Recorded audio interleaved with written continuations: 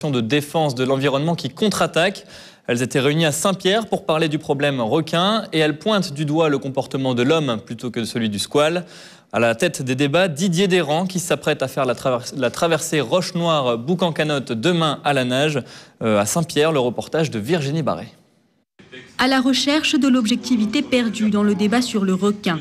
Voilà l'intitulé de la conférence organisée par Didier Desrands ce matin.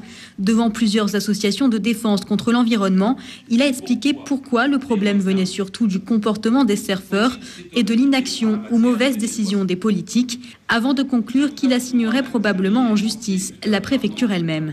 D'après l'analyse qu'en a faite l'avocat avec lequel je travaille depuis des années en métropole, il semblerait qu'il y ait largement matière à attaquer l'arrêté préfectoral de pêche au requin dans la mesure où il est foncièrement illégal.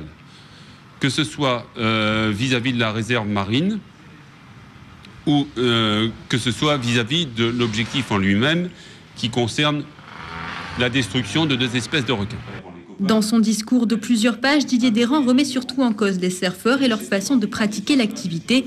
Un avis partagé par les associations présentes qui reconnaissent néanmoins l'existence d'autres facteurs comme la qualité de l'eau. Cette année, Saint-Leu a eu donc des grosses pluies avec beaucoup de terre qui est venue malheureusement colmater les récifs coralliens et qui du coup est une potentielle réserve de vases et de mise en situation d'eau trouble dès que la houle peut se lever. Nous demandons, et ça c'est une action à long terme, en plus des études scientifiques, Shark et autres, que la mise en conformité de toutes les stations d'épuration de la Réunion.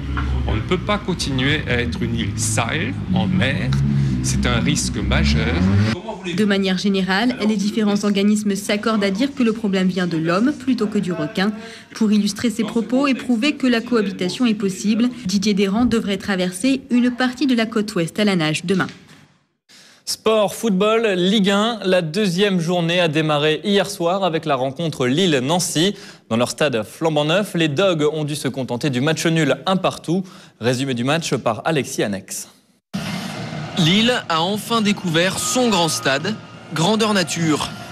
Et le premier but dans l'écrin nordiste est nancéen. Après une demi-heure de jeu, Jamel Bakar ouvre le score sur la première frappe de son équipe.